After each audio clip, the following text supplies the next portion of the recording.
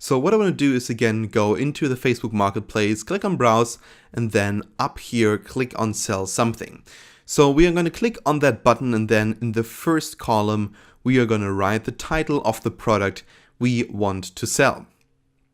Now in this case, I would like to sell my complete course on leadership, resilience, and execution, which I published here on Udemy. So what I'm going to do is I'm just going to punch in the name, the complete course on leadership, resilience, and execution. Then what I'm going to do is I'm going to add a price. Let's say I'm going to sell it for $20.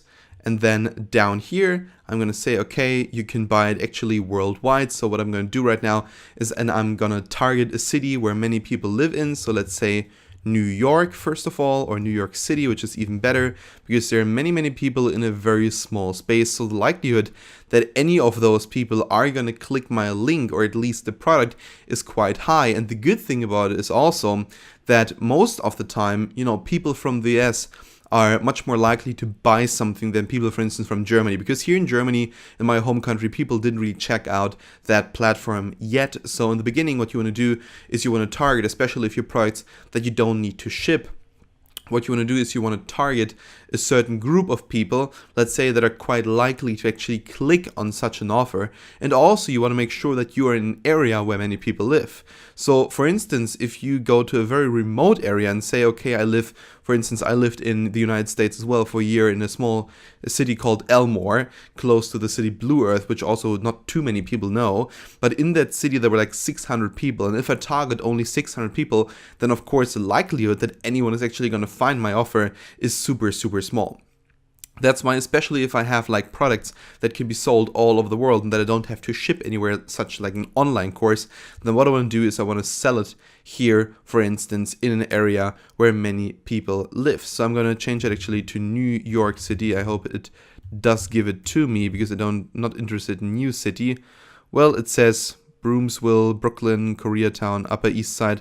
Let's say we say Upper East Side, because that is where many people live, or even the one below it was even better, New York City again, and then down here, Financial District, Manhattan. Many people might be there, so this might be actually a way how to sell this course. So what I'm going to do then is select a category. In this case now, I would say it would be books, movies, and music, so it would count kind of like as a movie. And then down here, I want to punch in my description. Now, I copy-pasted my description from my Udemy page, so this is actually the description of the product, and I'm going to put it in here, just copy-paste, and then I have everything that I already have in Udemy right here. So the first thing that I always like to do, and this is not just something about my courses, but when I create products, is that first of all, I'm going to start with something that is catchy. I want people to actually ask themselves questions. So in this case now, I'm asking them, do you want to develop true leadership skills, want to learn how to execute more, or simply want to work on your resilience? Then this course is for you. So what I want to do is I want to ask them questions, and then they say, oh yes, I want to do that. And then I say, okay, this course is for you. Then what I do is I try to tell them from where I'm going to take them and where I'm going to get them. So from A to B. Now, of course, this doesn't apply for every product, but you can actually fit this onto many products. So this kind of framework where you say, for instance, when you sell a laptop, where does it get you? For instance, it is much easier to, let's say, edit videos. It is much easier to browse the internet because the computer is so extremely fast. Like all of these things could be like one of the arguments for buying the computer. So then down here, we first of all figure out and all of that. So basically here I'm explaining the curriculum, and then in the end I'm always saying, okay, when you're finished with this course, you will know exactly how to develop and deploy leadership skills and so on. So basically what I'm telling them is when they buy my product, they will actually get what they in the beginning imagined to get. And this is always what people want. They want to imagine something and then it's actually coming true. So what you're doing is you're playing with scenarios. So for instance, if you say, okay, I'm selling a computer, then what you want to do is you want to say, okay, you can, for instance, create videos much faster, you can edit them, and then you can say, for me personally, it worked as well because I'm a video creator and so on and so on. And actually, and this is now the real case example, I was able to like 10 times produce what I did a couple of months ago, but now with my new computer, I became 10 times more productive, and I'm now giving this computer away for a very low price and so on. So down here, and this is perhaps not applicable to every product, but I'm just giving a couple more arguments. So what exactly are you going to learn? What exactly are you going to get from that product? And then in the end, I'm just closing off with a couple of sentences. I always love that one sentence. You have nothing to risk but everything to gain. So what you can do, for instance, is you can say, send me a message. You have nothing to risk but everything to gain. You can get this product for an amazing price, and so on and so on. And what you can also do is just add some scarcity to it, and also a limit in the sense of time, where you say, okay, it's time to take action. This offer won't last forever.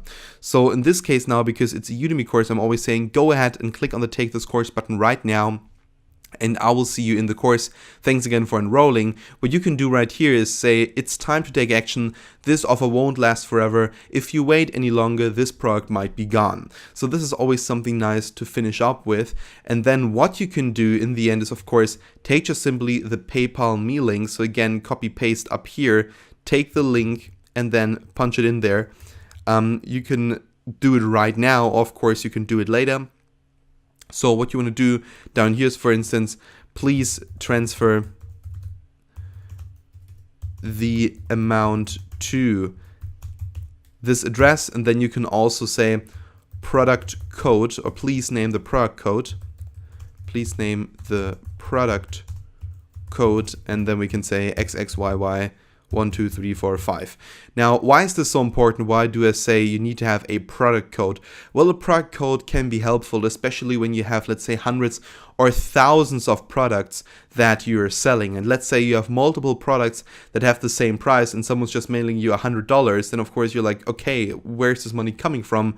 Like, what kind of product did this person buy? So what you always want to do is you want to make sure that these people name the product code. You can, of course, come up with a product code. You can also, just take the number as the product, the name of the product as the product code. So for instance, if you're selling this course, you can say the product code is leadership course or something like that. This is one way to do it, or you can give it a number. You can also start, if you have, let's say, 10,000 products, you can start with product 01, then 02, 03, and so on and so on. And this is how you can identify the products later. Now, what we want to do is you want to add a photo. And in this case, I'm going to take the photo that I used for this leadership course. I'm going to take this one right here. I'm going to open it.